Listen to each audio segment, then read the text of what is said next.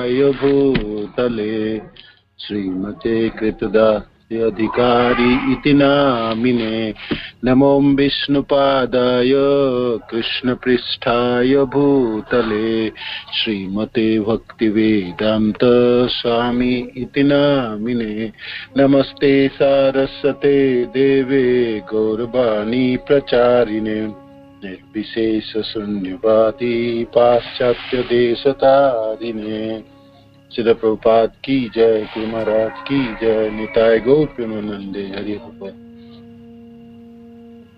जय जय श्री चैतन्य जय नित्यानंद जय अद्वैत चंद्र जय गौर भक्त वृंद। जय जय श्री चैतन्य जय नित्यानंद जय अद्वैत चंद्र जय गौर भक्त वृंद। जय जय श्री चैतन्य जय नित्यानंद जय अद्वैत चंद्र जय गौर भक्त वृंद।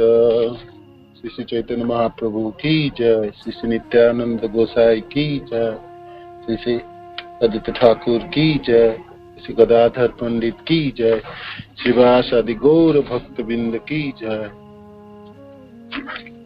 श्री चैतन्य चरितामृत आदि लीला अध्याय 5 श्लोक संख्या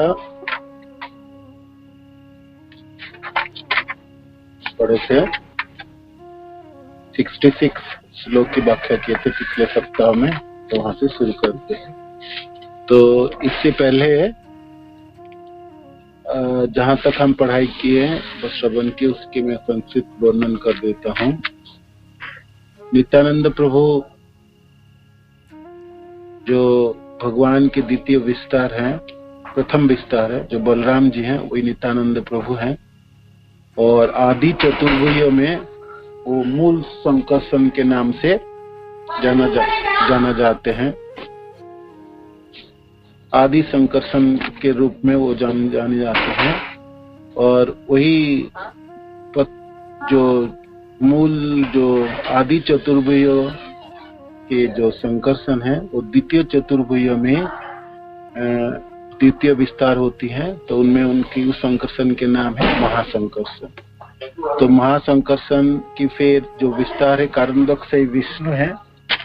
ये कारणोदकशयी विष्णु की यहाँ पर वर्णन है और ये सब श्लोक कारणोदकशयी विष्णु के ऊपर है। ठीक है, तो ये नित्यानंद प्रभु तथा बलराम जी के विस्तारों की विस्तार हुई है ना, अंश की अंश तो कला हुई, कला कहलाता है, अंश के अंश को कला कहलाता है। तो ये कारणोदकशयी विष्णु है। तो यहाँ पर कृष्णदास कविराज गोस्वामी वर्णन कर रहे हैं जो भौतिक संसार है, जो भौतिक प्रकृति कहलाते हैं, तो वो उनकी अपनी कोई आधार नहीं है। जब कारणोदकशयी विष्णु जब दिक्पात करते हैं भौतिक प्रकृति के ऊपर, जिसको महत्तत्व कहलाते हैं, तब उसमें आलोलन सक्रियता उत्पन्न होती है। और उन कारणोदकशयी विष्णु के दिक्पात से ही भौतिक प्रकृति की जो उपादान है, जिसको प्रधान कहलाता है, और दूसरा जो कारण, वो उनमें सक्रियता आती है। तो भौतिक जो संसार है, जो भौतिक प्रकृति है, तो देखने में तो लगता है अपने आप चलती है, चकाचौंध इसकी कार्य कारण है और अद्भुत क्रिया शक्ति है। तो बाह्यिक दृष्टि से जिनको ज्ञान नहीं है उनको लगता है जो ये अपने आप चलती है। तो यहाँ पर पिछले क्लासों में जितने भी श्लोक हम पढ़े थे, तो उसमें कविराज गोस्वामी प्रमाण प्रस्तुत किए। ये भौतिक प्रकृति के जो पीछे जो मूल कारण है वो तो भगवान है, कारणोदकशयी विष्णु है, कारणोदकशयी विष्णु है। और भौतिक प्रकृति के दो स्तर है, एक तो प्रधान कहलाता है जो उपादान स्वरूप है, और दूसरा है कारण, जिसको प्रकृति कहलाती है। तो ये जो उपादान है, ये उपादान 16 उपादानों की बात आई। तो वो भी हम श्रील प्रभुपाद के तात्पर्य से पढ़े थे।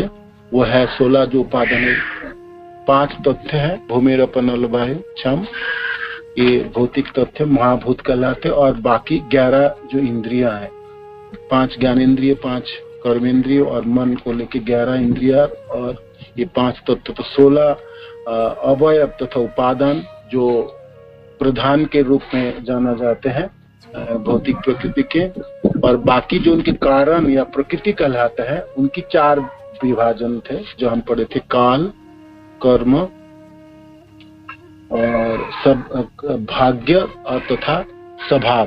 तो इस 4, तो ये उपादान हो या कारण हो, तो इनकी पीछे भगवान है, कर्मदक्ष विष्णु है। तो इसके उदाहरण के तौर पे कबीरदास गोस्वामी 3 उदाहरण प्रस्तुत के। एक तो कुम्हार की, जैसे कुम्हार जो मिट्टी के बर्तन बनाते हैं, तो उसके बर्तन के लिए जो उपादान है, जो मिट्टी और उनकी चलाने के लिए उनकी चक्का और दंड आदि तो सब रहते हैं। तो ये तो मानो कि उपादान हुई और कारण हुई भौतिक प्रकृति के, किंतु जो चलाने वाले, चक्का को घुमाने वाले तो कुम्हारी होते हैं। दूसरे मिट्टी हो और उसके चक्के हो और दंड आदि उसके उपादान हो, तो उससे वो मिट्टी के बर्तन बनने वाले नहीं है। मूल जो कारण है उसके पीछे वो है कुम्हार, कुंभकार। तो ऐसे भगवान कर्मदक्ष विष्णु मूल कारण है। ठीक है, भौतिक प्रकृति गौण कारण हो सकते हैं, तात्कालिक कारण है, ये ठीक है, किंतु ये प्रकृति अपने आप नहीं चलने वाली है। ये जड़ प्रकृति है, जड़ा प्रकृति है, उसमें कोई सक्रियता नहीं है, अपने आप ही नहीं चल सकती है। तो जहां तक उपादान की बात आई, प्रधान की बात आई या कारणों की बात आई, तो ये दोनों जो प्रकृति के जो स्तर है भौतिक प्रकृति के, दोनों किसके ऊपर निर्भर है? भगवान कृष्ण तथा कर्मदक्ष विष्णु के ऊपर निर्भरशील है। तो दूसरी उदाहरण पेश किए कबीरदास गोस्वामी है, जैसे एक लोहे के दंड है। लोहे के दंड को जब अग्नि में डाला जाता है तो कुछ समय के बाद वो अग्नित्व प्राप्त हो जाता है, वो अग्नि जैसा ही लगता है, उनमें वो ताप और दाहिका शक्ति उत्पन्न होती है। तो ऐसे भौतिक प्रकृति भी भगवान के संस्पर्श में है, तो इसलिए उनमें वो शक्ति है ना। भगवान नहीं होंगे तो ये शक्ति विहीन हो जाता है। जैसे लोहे के दंडों को अग्नि से निकाल लिया जाए तो फिर उसमें फिर पुनः दोबारा वो लोहे के दंड के रूप में रूपांतरित हो जाएंगे, उनमें वो दाहिका शक्ति नहीं रहेंगी। ये दूसरा उदाहरण कबीरदास गोस्वामी पेश किए थे। तीसरा उदाहरण उन्होंने पेश किए, बहुत एक भौतिक संसार के उदाहरण है, अजागला स्तन है। जैसे बकरी के गले में स्तन होती है, स्तन के जैसे ही देखने के लिए मिलता है, किंतु उसमें से दूध नहीं निकलती है। तो भौतिक प्रकृति में मानो कि भगवान कृष्ण पीछे नहीं होंगे तो इसकी कोई सक्रियता नहीं होगी, इसमें कोई जान नहीं होंगे, कोई कार्य कुछ भी नहीं हो कर सकता है। ना आप दिन होंगे, ना रात होगी, ना सृष्टि के उपादान होंगे, ना इसमें कोई वैचित्रता होगी, ना वेराइटीज होंगे, ना यहाँ पर कोई कर्म होगी, ना यहाँ पर कोई भाग्य होगी, ना स्वभाव होगी। जो जीव है तो यहाँ पर होने के बावजूद भी भौतिक प्रकृति के कार्य कारण की जो अद्भुत क्रियाशीलता कुछ भी नहीं हो पाएंगे। तो जैसे बकरी के गले में जो स्तन है उसमें से दूध नहीं निकलेंगे, देखने में तो स्तन के देखता ऐसा ही, अजागला स्तन। ये उदाहरण भी कबीरदास गोस्वामी पेश किए थे। भगवान के बिना, कर्मदक्ष विष्णु के बिना भौतिक संसार की कोई आधार ही नहीं है, आधारभूत नहीं है। तो ये सब हमने पढ़ाई की, श्रवण की, और श्रील प्रभुपाद के तात्पर्य हमने विशद एक लाइन हमने पढ़े, अब श्रवण की, सब याद रखिएगा। आगे कर्मदक्ष विष्णु की महिमा वर्णन होंगी सारे श्लोकों में, तो वो हम यहाँ से शुरू करते हैं। तो ये जो कर्मदक्ष विष्णु है, जो कारण सागर में शयन किए हैं, जो नित्यानंद प्रभु की कला है, तो वो कर्मदक्ष विष्णु जो दिक्पात करते हैं भौतिक संसार की प्रकृति के ऊपर या महातत्व के ऊपर, तो उनके साथ कोई संस्पर्श नहीं होते, उनके प्रत्यक्ष संस्पर्श नहीं होते।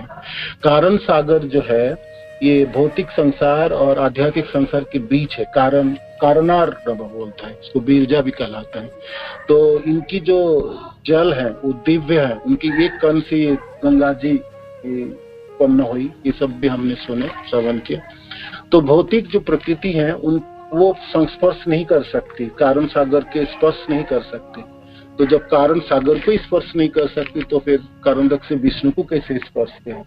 भगवान सिर्फ दृक्पात करते हैं बहुत दूर से, और उस दृक्पात के माध्यम से जैसे गर्भाधान कराता है, जैसे पुरुष अपने वीरों की स्थापित करता है, गर्भाधान कराते, ऐसे कारणदक से विष्णु समस्त जीवों को, जो जीव है उनमें उनके आंखों के दृक्पात से ये भौतिक संसार में जीव गर्भित होता है ना। तो सृष्टि जब नष्ट हो जाता है, जब सारे ब्रह्मांड नष्ट हो जाते हैं, तब जीव अपने अपने कर्मों के हिसाब से, प्रारब्ध के हिसाब से कारणदक से विष्णु के गह्वर में चले जाते हैं। जब दोबारा सृष्टि रची जाती है तब सारे जीव अपने अपने प्रारब्ध के हिसाब से तरह तरह के जोनियों में, 84 लाख जोनियों के अपने अपने भाग्यों के हिसाब से वो स्थान प्राप्त करता है, अपने अपने जीवन शुरुआत करते हैं। तो भगवान कारणदक से विष्णु के दृक्पात से ये जीवों की उत्पत्ति होती है। तो ये परमाणु की तरह तथा जैसे एक अंशी के अंश के रूप में निकलती है। तो यहाँ से आगे शुरुआत है, ये सब श्लोक है, ठीक है। तो अगण्य अनंत जत अंड सन्निवेश तत रूपे पुरुष करे सभाते प्रकाश। तो अनगिनित,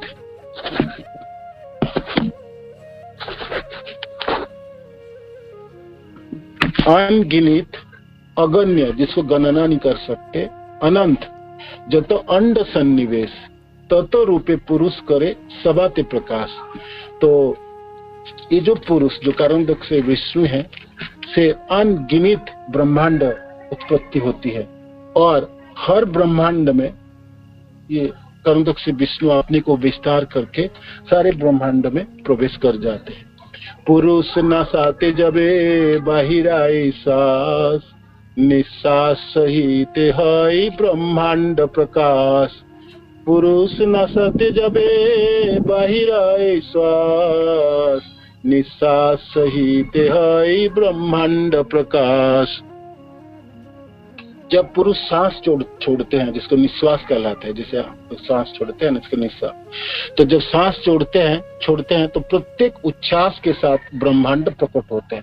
कितने ब्रह्मांड? अनगिनित, अगण्य, जिसको गणना नहीं कर सकते हैं।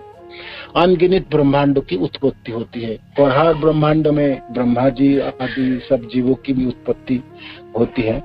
तो अनगिनित ब्रह्मांड उत्पत्ति होती है कारणदक से विष्णु के निश्वास के समय। पुनरपि सांस जबे प्रवेश अंतरे, सांस सह ब्रह्मांड पैसे पुरुष शरीरे। पुनरपि सांस जबे प्रवेश अंतरे, सांस सह ब्रह्मांड पैसे पुरुष शरीरे। दोबारा जब सांस लेते हैं उसको प्रश्वास कहते हैं। जब सांस खींच लेते हैं कारणदक से विष्णु, तो सारे ब्रह्मांड सब एक कारणदक से विष्णु के गह्वर में समा जाते हैं। तो कारणदक से विष्णु के रूप में भगवान प्रकृति को अपनी दृष्टि से गर्भित करते हैं। श्रील प्रभुपाद जी श्लोक के तात्पर्य में लिखते हैं, उस दृष्टि के दिव्य अणु आत्मा के कण अथवा आध्यात्मिक परमाणु होते हैं, जो विगत वैश्विक प्राकट्य में अनेक व्यक्तिगत कर्मों के बीज के अनुसार विभिन्न जोनियों में प्रकट होते हैं। भगवान स्वयं अपने अंश रूप में असंख्य ब्रह्मांडों का समूह उत्पन्न करते हैं, और इन ब्रह्मांडों में से प्रत्येक में गर्भोदकशाही विष्णु के रूप में प्रवेश कर जाते हैं। भगवत गीता में उनका माया के संस्पर्श में आना वायु तथा आकाश के उदाहरण द्वारा समझा जाता है। भगवान कहते हैं जब कारणदक से विष्णु माया के संस्पर्श में नहीं आते, गर्भित तो करते हैं, सिर्फ दिक्पात करते हैं दूर से। तो इसके उदाहरण के तौर पे समझा जाता है, जैसे कैसे जो संस्पर्श में नहीं आते हैं, अतः से माया के द्वारा सृष्टि भी रचा जाता है, तो उनके कारण भी गर्भोदक विष्णु। उसके उदाहरण है आकाश और वायु। जैसे वायु आकाश में होते हैं, किंतु वायु आकाश में होते हुए भी आकाश निर्लिप्त रहता है ना। आकाश निर्लिप्त रहता है, और है तो वायु आकाश में रहता है, किंतु वायु आकाश में होते हुए वायु के स्पर्श मानो आकाश पे स्पर्श नहीं कर सकता। आकाश निर्लिप्त रहता है, वायु के बिना भी आकाश होते हैं, है ना। तो ये एक उदाहरण है, यहाँ से लोग प्रभुपाद पेश करते हैं इसी को। जे कारुंडक से विष्णु संस्पर्श नहीं करते माया को, बिना संस्पर्श से ही भौतिक संसार के सृष्टि के कारण भी बनते हैं। कारुंडक से विष्णु संस्पर्श होते भी नहीं है, तो इसीलिए कहा भगवान कृष्ण तो बिल्कुल संस्पर्श में नहीं आते। कहाँ रहे भगवान कृष्ण? गोलोक वृंदावन, है ना। उनकी विस्तार है बलराम जी तथा नित्यानंद प्रभु, उनके विस्तार महाविष्णु, फिर महाविष्णु के विस्तार ही कारुंडक से विष्णु, और फिर कारुंडक से विष्णु माया के ऊपर दृक्पात किए। तो जहाँ तक भगवान कृष्ण और गोलोक की बात आई, और अनगिनत वैकुंठ में जितने नारायण हैं, ये तो कभी भी स्पर्श नहीं करते माया के साथ, दूर दूर तक स्पर्श नहीं। माया के साथ जो स्पर्श है वो भी अप्रत्यक्ष स्पर्श है, वो सिर्फ कारुंडक से विष्णु की है ना। और वो भगवान कृष्ण की अंश हुई कला है ना। तो इसीलिए भगवान कहते हैं ना, जब मैं इस भौतिक संसार के साथ मेरा कोई संस्पर्श नहीं है, तो ये बात सत्य है। तो यहाँ पर कविराज गोस्वामी तथा श्रील प्रभुपाद यहाँ पर व्याख्या कर रहे हैं जिस कैसे संस्पर्श में कैसे होते हैं, कैसे समझा जाता है। देखो, आप मिले भी नहीं है, स्पर्श कर भी नहीं रहे, तो फिर गर्भदान कैसे कर पा रहे, कैसे हो सकता है? इस संसार में हम देखते स्त्री पुरुष के मिलने से, स्त्री पुरुष के मिलने से पुत्र संतान आदि उत्पन्न होती, तो संस्पर्श होती। हाँ, तो संस्पर्श हो ही नहीं, तो फिर कैसे सारे जीव की उत्पत्ति हुई, ये सृष्टि कैसे चलती है? तो यहाँ पर उदाहरण के तौर पर देते हैं आकाश और वायु। वायु आकाश में रहते हैं, किंतु तभी भी वायु आकाश को स्पर्श नहीं कर पाते, आकाश निर्लिप्त रहता है, तो बहुत दूर से दृक्पात होती हैं। तो इसके लिए वो श्लोक व्यवहार किए हैं कविराज गोस्वामी, जे एक अंगा भाष्य करे माया ते मिलन, माया ही ते जन्मे तबे ब्रह्मांडेर गान। उनके शरीर के प्रतिफलित किरणों माया से मिलती हैं। तो कारुंडक से विष्णु की जो दृक्पात है, तो ये जो दृष्टि बहुत दूर से है, और माया बहुत दूर रहती है। बिरजा की तो जलों को स्पर्श ही नहीं कर सकता, उसी आध्यात्मिक आकाश में ये भौतिक माया, जो माया शक्ति जा ही नहीं सकता है। तो इसीलिए संस्पर्श नहीं हुए, है ना, संस्पर्श हो ही नहीं। सिर्फ दृक्पात के माध्यम से ये सारे सृष्टि कार्यों की संचालन होती है। प्रधान की बात आई या कारणों की बात आई, दोनों भौतिक प्रकृति के दोनों स्तरों की सक्रियता कारुंडक से विष्णु के दृक्पात के माध्यम से होते हैं। तो कारुंडक से विष्णु की जो सांस छोड़ते हैं, जिसको निश्वास, तो अनगणित ब्रह्मांड की उत्पत्ति होती है, और जब सांस खींच लेते हैं, जिसको प्रश्वास कहलाते हैं, उससे सारे ब्रह्मांड उनके गह्वर में चले जाते हैं। भगवान के अद्भुत अचिंत शक्तियां हैं, है ना, अद्भुत उनकी लीलाएं हैं, और हमारी बुद्धि से पार है। तो यहाँ पर ये सब श्लोक वर्णित हुए। जब श्रील प्रभुपाद जी वर्णन करते, फिर जीव कैसे आते हैं, जो हम सब जो तटस्था शक्ति में, तो कारुंडक से विष्णु की दृक्पात से जीव जो परमाणु के रूप में, उसी दृक्पात से के माध्यम से ये भौतिक संसार में गर्भित होते हैं, है ना। भौतिक संसार एक जैसे माँ की गर्भ की तरह है, उसमें जीव प्रक्षिप्त होती है भगवान कारुंडक से विष्णु द्वारा। तो जीव अपने अपने प्रारब्ध से, जो बद्ध जीव है, भौतिक कारुंडक से विष्णु से जो जीव है, तो ये जो मुक्त जीव हैं वो तो सब वैकुंठ में रहते हैं, आध्यात्मिक जगत में रहते हैं, वो भौतिक संसार में नहीं आएंगे। जो बद्ध अवस्था को प्राप्त होते हैं, जो बद्ध हैं, जो भौतिक संसार के प्रति आकर्षित है, चकाचौंध में जो आकर्षित हैं, जो भगवान की तरफ ना आकर्षित होके भगवान की सृष्टि के प्रति आकर्षित हो गए, जैसे हम सब बद्ध अवस्था को प्राप्त हुई। तो बद्ध जीवों की उत्पत्ति कारणदक्षी विष्णु की से होती है। सृष्टि जब होती है तब सारे जीव अपने अपने प्रारब्ध और भाग्य के हिसाब से अपने जोनि को प्राप्त होता है, जन्म मृत्यु के चक्र में बांधा रहता है, और फिर जब सृष्टि नष्ट हो जाती है सारे जीव कारणदक्षी विष्णु के गह्वर में चले जाते हैं। तो जब प्रलय हो जाते हैं तो इसका अर्थ नहीं है प्रलय होने से हम अपना मुक्त हो गए। हम अपने गुणों के हिसाब से, प्रारब्ध के हिसाब से हम कारणदक्षी विष्णु के गह्वर में समा जाएंगे, है ना। फिर बाद में जो हमारी स्वभाव थी, जो गुण थे, जिस जोनी में हम थे उसमें हम वापस चले जाते हैं। इसलिए प्रलय के समय हम बीज के रूप में पड़े रहते हैं, वो हमारे लिए बेकार के समय है देखा जाए तो। कोई हम प्रोग्रेस नहीं कर पाते, प्रगति नहीं कर पाते।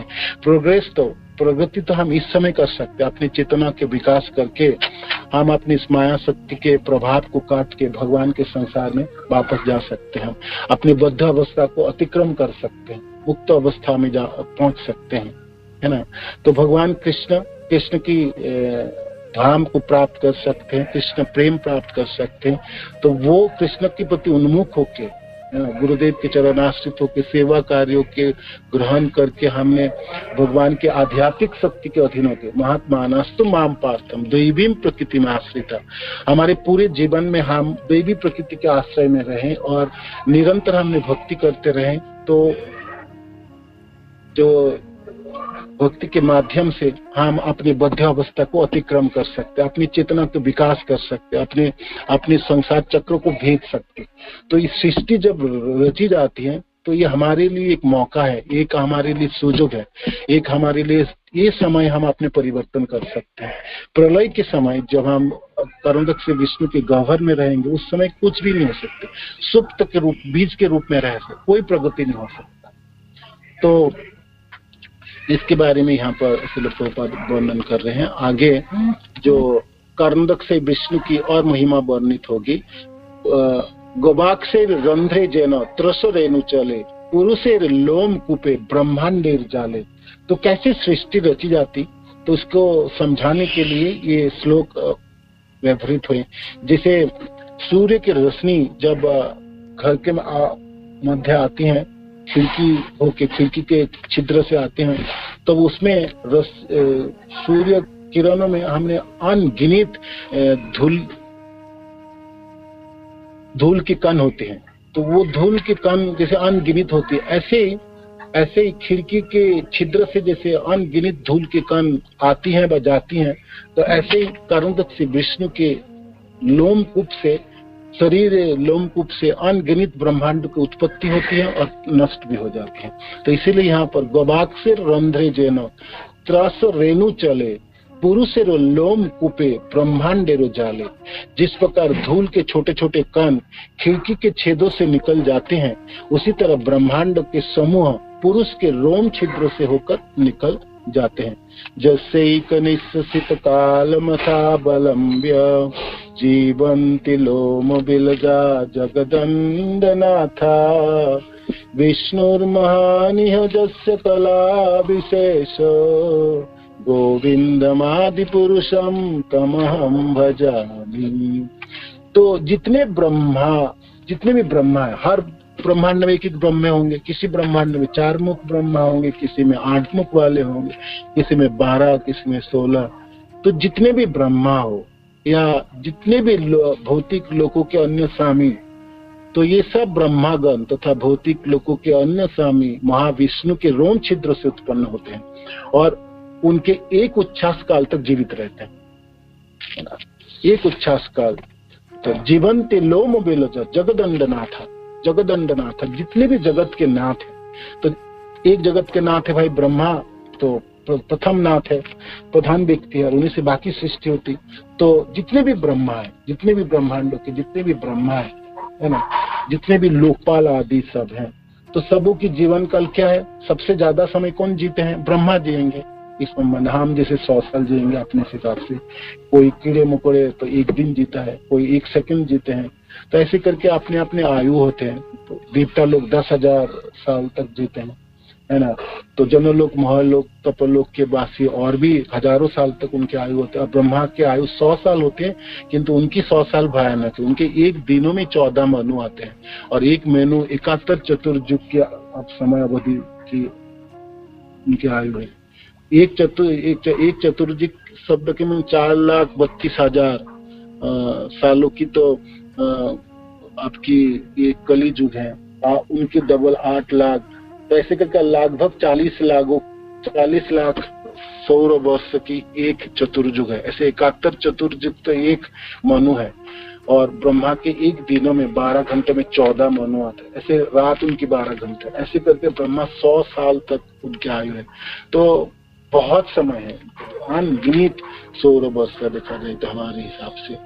तो ऐसा ब्रह्मा की भी उत्पत्ति कैसे होती है, इस कारण से विष्णु की निश्वास से उत्पत्ति होती है। और फिर जब वो सांस ले लेंगे, दोबारा खींच लेंगे, तब उतनी जीवन अवधि है। तो आप समझ लीजिए कारण से विष्णु की कैसे विशाल शरीर है और कैसे अद्भुत उनकी सांस और प्रश्वास है ना। भगवान के अचिंत वैभव है ये।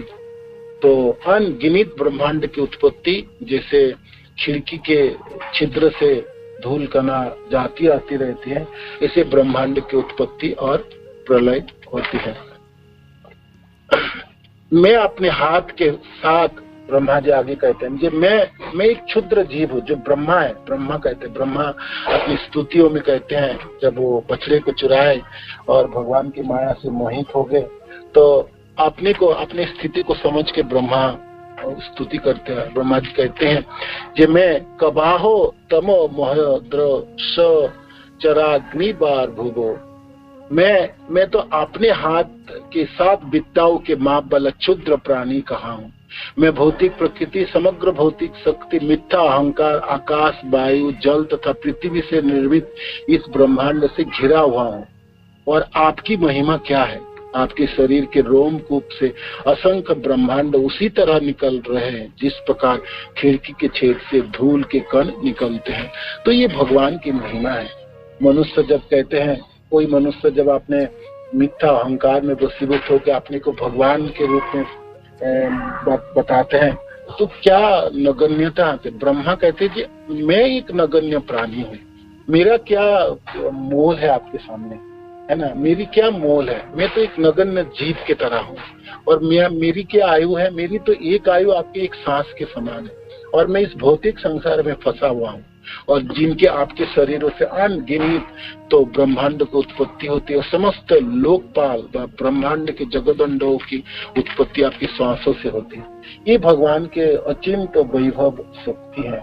मनुष्य ब्रह्मा नगण्य है, ब्रह्मा जी नगण्य है कह रहे, तो फिर हम सब, हमारी क्या स्थिति है वो समझ लीजिए। इसलिए कभी भी जब कोई जीव कहते हैं जब मैं भगवान की शक्ति जैसा है मेरा शक्ति, या भगवान के समान हो गया मैं, तो कितनी मूर्खामी है, मूर्खता है ना। इतना मूर्खामी होगी। तार एक आगे कारण से विष्णु की महिमा वर्णन हो रही सब श्लोक आगे, फिर महिमा वर्णन करते हैं। तार एक स्वरूप श्री महासंकर्षण, तार अंश पुरुष एकलते गणन। तो बलराम के निजी विस्तार महासंकर्षण कहलाते हैं, जो मैंने आप क्लास से पहले कहा। और उनके अंश पुरुष कला अर्थात पूर्ण अंश के अंश कहलाते हैं। जहाँ के तो कला को ही तिह महाविष्णु, महापुरुष अवतारी तेहो सर्व जिष्णु। मैं कहता हूँ कि यह कला महाविष्णु है, यह महापुरुष है जो अन्य पुरुषों के स्रोत है और जो सर्वव्यापी है, महाजिष्णु। तो ये जो कारण से विष्णु एक कला है, इसकी कला है बलराम जी तथा नित्यानंद प्रभु की। बलराम तथा नित्यानंद प्रभु की विस्तार हुई ये महाविष्णु तथा संकर्षण, महासंकर्षण जो है, और उन्हीं की विस्तार है ये कारण से विष्णु। तो कारण से विष्णु कला हुई, कला है नित्यानंद प्रभु तथा बलराम जी के हैं। गर्भदोक्षाई चिरदोक्षाई दोहे पुरुष नाम, से दुई जार अंश विष्णु विश्वधाम। गर्भदक्षाई और चिरदक्षाई दोनों पुरुष कहलाते हैं। और ये प्रथम पुरुष और समस्त ब्रह्मांड के धाम कारुण्यक से विष्णु की पूर्ण अंश है। अब ये कारुण्यक से विष्णु अपने को विस्तार करके जितने भी ब्रह्मांड उनकी लोम कूप से निकलती हैं, वो सारे ब्रह्मांड में अपने को विस्तार करते हैं, और वो विस्तार गर्भोदक से विष्णु के नाम। तो हर ब्रह्मांड में कारुण्यक से विष्णु अपने को विस्तार करके गर्भोदक से विष्णु के रूप में स्थापित करते हैं। तो जितने ब्रह्मांड हो उतने अनगिनित गर्भोदक से विष्णु के रूप में विस्तारित हो जाते हैं। और हर ब्रह्मांड में जितने भी प्राणी हैं, है ना, जगदंडनाथ ब्रह्मा से लेकर जितने भी प्राणी हैं, सबों के हृदय के अंदर परमात्मा के रूप में चिरोदक्षय विष्णु विराजमान होते हैं। तो ये परमात्मा है चिरोदक्षय विष्णु। तो ये जो तीनों विष्णु हैं तथा ये दो विष्णु, विशेष करके गर्भोदक से चिरोदक से विष्णु, ये दोनों विष्णु कारुण्यक से विष्णु से आते हैं। तो आगे विष्णुस्तत्रीनि रूपाणि पुरुषाख्यानाथो विदुः एकं तु महतं सृष्टो द्वितीयं तुंड संस्थितं तृतीयं सर्वभूतस्थनं तानि ज्ञात्वा विमोच्यते। विष्णु के तीन रूप हैं जो पुरुष कहलाता है। विष्णु के तीन रूप हैं जो पुरुष कहलाते हैं। पहला रूप महाविष्णु है जो संपूर्ण भौतिक शक्ति महत के सृष्टा है। दूसरा रूप गर्भोदक्षय है जो प्रत्येक ब्रह्मांड में स्थित रहते हैं। और तीसरा रूप चिरोदक्षय है जो हर जीव के हृदय में निवास करते हैं। जो व्यक्ति इन तीनों को जानता है यह माया के जंगल से मुक्त हो जाता है। यह श्लोक लघु भागवतामृत में आया है, जिसे 7 बत तंत्र से लिया गया है। तो ये पुरुषों की बात आई जो है विष्णुस्तत्रीनि रूपाणि पुरुषाख्यानाथो विदुः एकम तु महतम सृष्टम द्वितीयम तुंड संस्थितम तृतीयम सर्वभूतस्थं तानि ज्ञात्वा विमुच्यते। यद्यपि कहियेतरे कृष्णेर कला करी मत्स्य कूर्म अवतारेर तिह अवतरी। अब आगे कविराज गोस्वामी आगे वर्णन करते, ये जो कारुण्यक से विष्णु है इनमें से तो गर्भोदक से विष्णु और क्षीरोदक से विष्णु भी हो गए, और जितने भी अवतार हैं भगवान के, जो अवतार आते हैं भौतिक संसारों में, ये सारे अवतार इसी कारुण्यक से विष्णु से आते हैं। यद्यपि कहिए तारे कृष्णेर कला करे, ये कृष्ण की कला हुई ना, भगवान कृष्ण की विस्तार हुई बलराम जी तथा नित्यानंद प्रभु, और उनकी विस्तार महाविष्णु की विस्तार हुई कारुण्यक से विष्णु, महाविष्णु तथा महाशंकर्षण की, है ना। भगवान कृष्ण की विस्तार प्रथम विस्तार जो है संकर्षण, मूल संकर्षण बलराम या नित्यानंद प्रभु की द्वितीय विस्तार जो है जिसको महाशंकर्षण कहलाते हैं, और महाशंकर्षण की विस्तार ये कारुण्यक से विष्णु। तो कारुण्यक से विष्णु तो कला हुई, भगवान कृष्ण की भी कला तथा नित्यानंद बलराम जी की भी कला हुई। तो ये जो कला है, ये जो कारुण्यक से विष्णु है, इन्हीं से मत्स्य कूर्म अवतारित तिहो अवतारित, ये अवतार जो अवतार आते हैं, मत्स्य मछली कूर्म है ना, मत्स्य कूर्म बराह निसिंह बाण आदि, ये सब कारुण्यक से विष्णु से आते हैं। इसलिए कारुण्यक से विष्णु को अवतारी कहलाते हैं। एते चांस कला पुंसम कृष्णस्तु भगवान स्वयं इंद्रादि वेकुलम लोकम मीडयंती जुगे जुगे। भगवान के सारे अवतार या तो पुरुष अवतार के पूर्ण अंश है या पूर्णांश की अंश है, किंतु कृष्ण तो स्वयं पूर्ण पुरुषोत्तम भगवान है। जब संसार इंद्र के शत्रुओं से व्याकुल हो जाता है तब वे प्रत्येक युग में अपने विभिन्न स्वरूपों के द्वारा संसार की रक्षा करते हैं। ये श्रीमद् भागवत की श्लोक है। सेही पुरुष सृष्टि स्थिति प्रलयेर कर्ता नाना अवतार करे जगतेर भर्ता। सेही पुरुष सृष्टि स्थिति प्रलयेर कर्ता, वे पुरुष ये जो कारुण्यक से विष्णु है, सृजन पालन और संहार करने वाले हैं। ये सृष्टि करते हैं, पालन करते हैं और संहार करते हैं। इसलिए तो भगवान कृष्ण कहते हैं ना मैं सृष्टि करता हूँ, ना मैं पालन करता हूँ और ना मैं संहार, मैं तो इस सब से दूर रहता है, अलूफ जो शब्द है।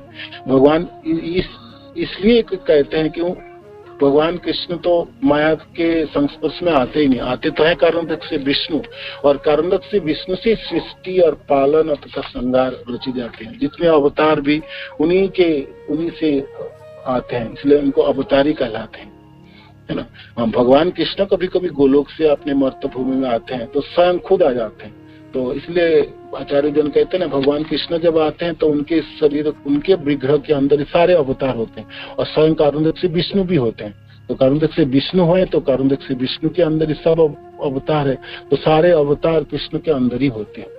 तो ये भगवान कृष्ण की महिमा वर्णित है, उनके साथ साथ कारुण्यक से विष्णु की भी महिमा यहाँ पर वर्णित है। तो जितने भी सृजन पालन तथा संगार करने वाले हैं वो ये पुरुष करते हैं। कौन सा पुरुष? कारणोदक से विष्णु है। वे नाना अवतारों में अपने आप को प्रकट करते हैं, क्योंकि ये जगत के पालनहार है, ये पालनहार है, जगत एरो भत्ता, पालनहार कारणोदक से विष्णु है। शिष्टादि निमित्त जय अंशेर अवधान से तो अंशेर कही अवतार नाम।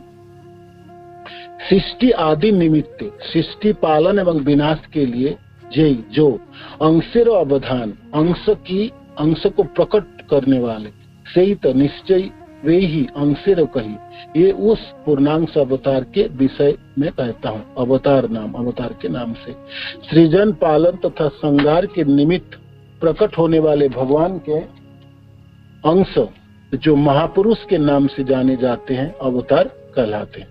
सृजन पालन तथा संगार के निमित्त प्रकट होने वाले भगवान के अंश जो महापुरुष के नाम से जाने जाते अवतार कहलाते। आद्यावतार महापुरुष भगवान, सर्व अवतार बीज सर्वाश्रय धाम। ये महापुरुष भगवान से अभिन्न है, ये मूल अवतार है, अन्य सब के बीज तथा हर वस्तु के आश्रय है। तो आद्यावतार कौन है? कारणोदक से विष्णु है। ये सब अवतारों के मूल है और सबके बीज तथा हर वस्तु के आश्रय है। हर वस्तु के आश्रय शब्द का अर्थ है भौतिक प्रकृति की जो उपादान है, जिसको प्रधान कहलाते हैं, और उनके जो कारण है जो हमने वर्णन की, वो सारे आधार तो कारणोदक से विष्णु। और जितने भी जीव हैं, सारे जीव समूह के भी ये कारणोदक से विष्णु है। इसलिए कारणोदक से जो विष्णु है आद्य अवतार है, सारे अवतारों की अवतारी ये है। और सारे भौतिक संसार के जो कार्य कारण कहो या उपादान, उनकी भी वो भी कारणोदक से विष्णु से आते हैं। तो इसीलिए बीज है, कारणोदक से विष्णु है, मूल बीज के रूप में यहाँ पर वर्णित हुए। आद्यावतार महापुरुष भगवान, सर्व अवतार बीज सर्वाश्रय धाम, सबों की आधार है, सबके आश्रय है। आद्यावतार पुरुष परस्य काल स्वभाव सदसनुसस्य द्रव्या विकार गुण इंद्रियानि विराट सराट स्थानु चरिष्णु भुम्नः। पुरुष, ये जो महाविष्णु तथा कारणोदक विष्णु है, पूर्ण पुरुषोत्तम भगवान के प्रमुख अवतार है। काल स्वभाव प्रकृति, कार्य कारणों के रूप में जो प्रकृति है, मन भौतिक तथ्य, मिथ्या अहंकार, प्रकृति के गुण, इंद्रिया, विराट रूप, पूर्ण स्वतंत्रता तथा चर और अचर प्राणी अत्यंत उनके आश्चर्य रूप से प्रकट होते हैं।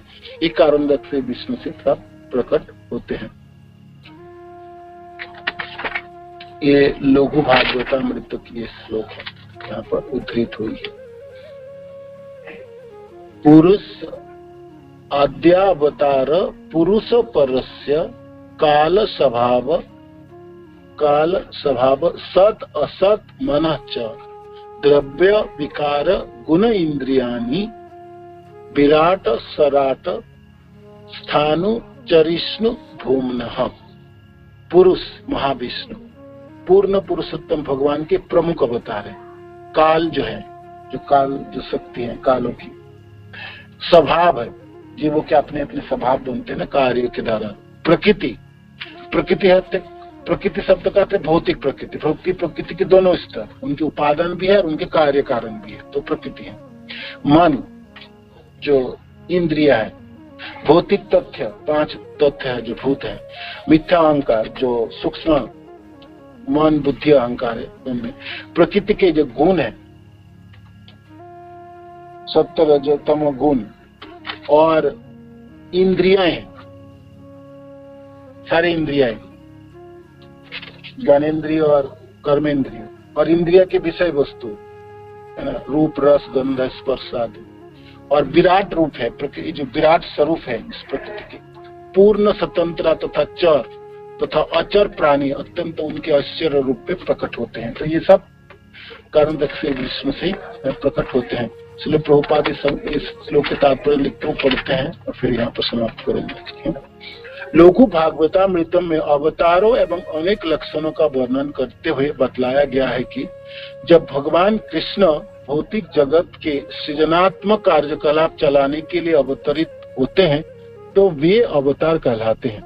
अवतारों की 2 कृतियां हैं, सत्यावेश भक्त तथा तद एकात्म रूप स्वयं भगवान। तदेकात्म रूप के उदाहरण शेष है और भक्त के उदाहरण श्री कृष्ण के पिता वसुदेव है।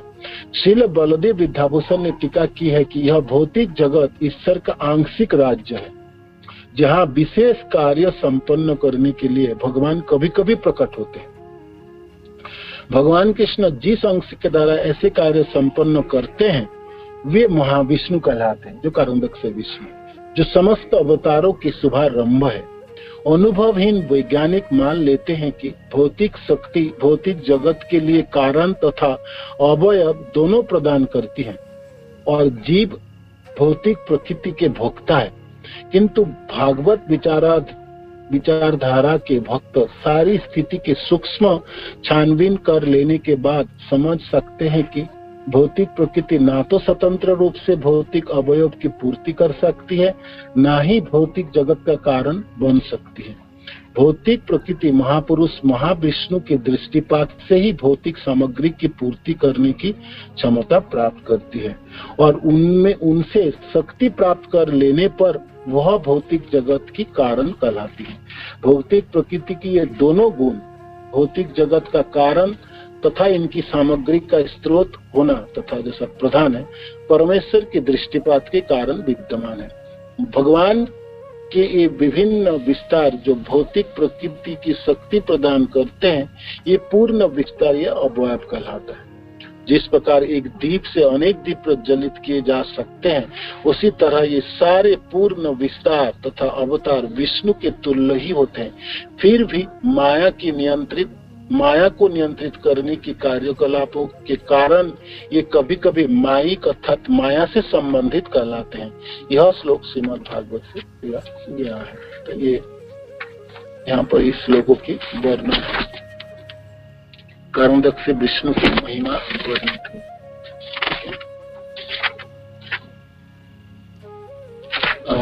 आगे यद्यपि सर्वाश्रयति ताते संसार अंतरात्मा रूपेति जगताधार। यद्यपि भगवान हर वस्तु के आश्रय है और सारे ब्रह्मांड उन्हीं पर आश्रित है, किंतु वे परमात्मा रूप में प्रत्येक वस्तु के आधार भी है। प्रकृति सहितार उभय संबंध तथापि प्रकृति सहे नहीं स्पर्श गंध। इस तरह यद्यपि भौतिक शक्ति से 2 प्रकार से जुड़े हुए हैं, तो भी उनके साथ उनका रंच मात्र भी संबंध नहीं है। इनको हमने विस्तृत श्रवण किए और श्रील प्रभुपाद की टीका भी हमने पढ़े हैं इसमें। तो ये भगवान के आश्चर्य है, जो भौतिक प्रकृति के भीतर रहते हुए भी प्रकृति के गुणों से कभी प्रभावित नहीं होते। इस प्रकार जिन लोगों ने उनकी शरण ग्रहण की है तथा जिन्होंने अपने बुद्धि को उनमें स्थिर कर रखा है, यह प्रकृति के गुणों से प्रभावित नहीं होती। बहुत सुंदर श्लोक है भागवत की और तात्पर्य पूर्ण है। यहाँ पर वर्णित होते हैं भागवत के 1.11.38 श्लोक है। एतद् ईशनमीशस्य प्रकृति सो अपि तद्गुणै न जुज्यते सदात्मा स्थिर्यथा बुद्धिस्तदाश्रया। भगवान के आश्चर्य है कि वो भौतिक प्रकृति के भीतर रहते हुए भी प्रकृति के गुणों से बांधते नहीं। भगवान कभी भी प्रभावित नहीं होते। इस भौतिक संसार में भगवान आते हैं, भगवान का अवतार, कि गुणों के अधीन नहीं होंगे, ना रजोगुण, ना सत्वगुण, ना तमोगुण, इस संसार में होते हुए भी। तो यहाँ पर वर्णन करते हैं जे भगवान के जो भक्त हैं, जो भगवान के दैवी गुणों से, महात्मा नास्ति माम पातम, दैवी गुणों के जो आश्रय है ना, तो जो भगवान के भक्त हैं, जिन लोगों ने भगवान की शरण ग्रहण कर ली, भगवान के अंतरंग शक्ति के अधीन शरण ग्रहण कर लिया, भगवान के अंतरंग आह्लादीन अंतरंग शक्ति के अधीन है, भगवान के जो शरण ग्रहण कर लिए हैं, तो तथा जिन्होंने अपनी बुद्धि को उनमें स्थिर कर रखा है, वो प्रकृति के गुणों से प्रभावित नहीं। तो इस संसार में रहते हुए जो जीव भगवान में आश्रित हो गए, उनकी बुद्धि और सब कुछ कृष्ण में आश्रित कर लिए हैं, वो भी गुणों से प्रभावित नहीं हो, माने भगवान के माया द्वारा प्रभावित नहीं होंगे, है ना। मम माया दुरत्व मामे जो प्रपद्यन्ते माया में तरन्ते। तो इस संसार में भी अलग ही भौतिक संसार है और माया शक्ति द्वारा संचालित होते हैं, किंतु यहाँ पर जीव, जो भी जीव भगवान कृष्ण में आश्रित हो जाते हैं, कृष्ण में शरणागत हो जाते हैं और अपनी बुद्धि और मन कृष्ण को कृष्ण में स्थिर कर लेते हैं, तो वो भी माया द्वारा, इस संसार के गुणों द्वारा अधीन नहीं होते हैं। तो इस संसार के गुणों से बचने का एक ही रास्ता है, वो है भगवान कृष्ण की चरणाश्रित होना और अपनी बुद्धि और मन और सब कुछ कृष्ण में समर्पण कर देना है। आगे एई मत गीताते पुनः पुनः कई सर्वदा ईश्वर तथा अचिंत शक्ति है। इसी प्रकार भागवत गीता में बारंबार इसको कहते हैं कि परम सत्य में बारंबार कहती है कि परम सत्य में सदैव अचिंत शक्ति होती है, परम सत्य में अचिंत शक्ति है उनकी। आमी तो जगते बसी जगत माते, न आमी जगते बसी नामा जगते। भगवान कहते हैं मैं तो जगत, आमी तो जगते बसी जगत आमाते, ना आमी जगते बसी ना आमा जगते। भगवान कृष्ण कहते हैं मैं भौतिक जगत में स्थित हूँ और यह जगत मुझ पर आश्रित है, तथापि इसके साथ कि मैं ना तो भौतिक जगत में स्थित हूँ, ना वह सचमुच ही मुझ पर आश्रित है।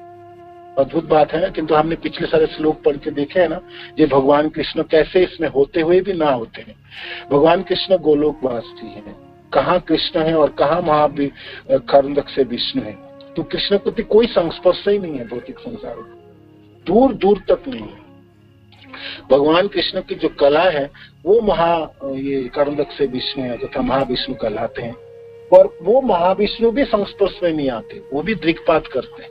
इसलिए भगवान कह रहे हैं कि मैं तो बिल्कुल संस्पर्श में नहीं हूँ, संसार की किसी चीजों में मेरा कोई लेना देना नहीं, ना मैं इसमें आता हूँ और ना ये संसार मेरे में आता है ना। सेकंड लाइन तो इससे पता चलता।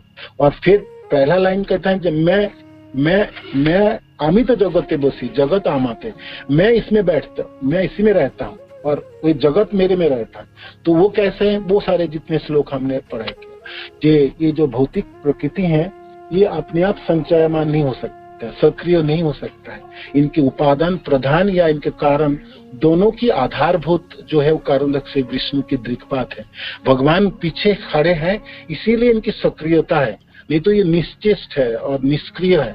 इनमें कोई, इनकी जो चकाचौंध जो कार्यकलाप है ना, ये बिल्कुल स्थिर हो जाएंगे, कुछ भी नहीं कर पाएंगे। इसकी कोई भी शक्ति इसमें नहीं है जब पुरुष इसके पीछे खड़े नहीं होंगे। तो इसीलिए भगवान कहते हैं कि मैं जगत, ये जगत आमी तो जगत बसी, मैं इनके मूल कारण है इसके पीछे, और जगत मेरे में होता है, जगत मेरे में स्थित होते हैं। तो ये जो चीज है जो गीता में वर्णित हुई, तो इस चीजों की जो मूलभूत सिद्धांत है, ये सारे चीजों को कृष्णदास कविराज गोसाई पिछले सारे श्लोकों के द्वारा वर्णन किए और उन्हीं सिद्धांतों को स्थापित किए हैं। इसीलिए अचिंत ऐश्वर्य यही जानी वहां अमार, यही तो गीता अर्थ कोई प्रचार। भगवान कहते हैं जी मेरा ऐश्वर्य जो अचिंत है, आप अपने बुद्धि में इसको नहीं ला सकते हो, किंतु ठीक ठीक मेरे से सुनोगे तो आप समझ पाओगे जो मैं कैसे भी जगत में होते हुए भी जगत में नहीं हूँ और जगत मेरे में होते हुए भी मेरे में नहीं है। वो कैसा है, इस अर्थ में ये बात आई और ये ऐसा ही अर्थ गीता में प्रसारित हुए। सहित पुरुष जार अंश धरे नाम चैतन्य रे संगे सही नित्यानंद राम। ये जो नित्यानंद प्रभु है, उसी नित्यानंद प्रभु की कला है ये महाविष्णु तथा कर्मदक से विष्णु, जिसकी ये महिमा है। ये तो मैंने वर्णन किया हूँ और ऐसा करके मैं नवम श्लोक के अर्थ मैंने वर्णन कर दिया हूँ। आगे जाके मैं 10वें श्लोक के अर्थ वर्णना करूंगा। कृष्णदास कविराज गोस्वामी कहते हैं ये मंगलाचरण की जो 14 श्लोकों में से नवम श्लोक 9th श्लोक जो थे उनकी व्याख्या पूरी हुई आज, और फिर कल 10वें श्लोक की व्याख्या होगी। तो ये अद्भुत सुंदर इनकी व्याख्या है और उनकी प्रमाण के लिए कविराज गोस्वामी तरह तरह शास्त्रों की भी प्रमाण इकट्ठा किए। भागवत, लघु भागवतामृत, तंत्र, पुराणों की सारे वेदों से प्रमाण इकट्ठा किए और कर्मदक से विष्णु की महिमा वर्णित हुई। आप आध्यात्मिक जगत की बनावटी और उनकी संचालन और भौतिक संसार की बनावटी उनकी संचालन आपको पुंखानी पुंखी जाननी है तो चैतन्य चरितामृत एकमात्र सहायक है। और इतनी डिटेल्स किसी ग्रंथ में वर्णित नहीं होंगे। और भगवान की अद्भुत महिमा भी इसमें हम समझ सकते हैं। जो भगवान क्यों कहते हैं जो मैं जगत सृष्टि करके भी जगत में नहीं हूँ और जगत में मैं रहता हूँ और जगत मेरे में रहता है, किंतु मैं जगत में नहीं रहता हूँ और जगत भी मेरे में नहीं रहता। ऐसे बात क्यों कहते हैं? तो ये सब हमें इस श्लोक के आधार पर समझने में समर्थता उत्पन्न होती है। तो चैतन्य चरितामृत की ये महानता है इस ग्रंथ की। तो चैतन्य चरितामृत की जय। श्रील कृष्णदास कविराज गोस्वामी की जय। निताय गौर प्रेमानंद गुरु महाराज की जय। श्रील प्रभुपाद की जय। आप सब भक्तबिंद की जय। तो कर्मदक से विष्णु तथा महाविष्णु की महिमा वर्णित हुई जो नित्यानंद प्रभु की कला है। तो नित्यानंद प्रभु की क्या महिमा आप समझो और नित्यानंद प्रभु की क्या करुणा है, हम वर्णन कर रहे थे ना उस दिन। तो सृष्टि कार्य में नित्यानंद प्रभु की क्या अवदान है वो है। तो किसी को कोई प्रश्न है आज की क्लास के कर सकते, कोई ऐड करना चाहते प्लीज कीजिए। हरे कृष्ण, धन्यवाद, प्रणाम सभी, हरि बोल।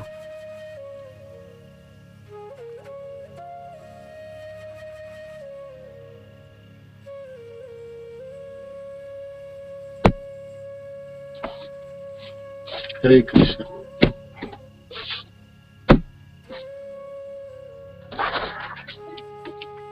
हरे कृष्ण हरे कृष्ण कृष्ण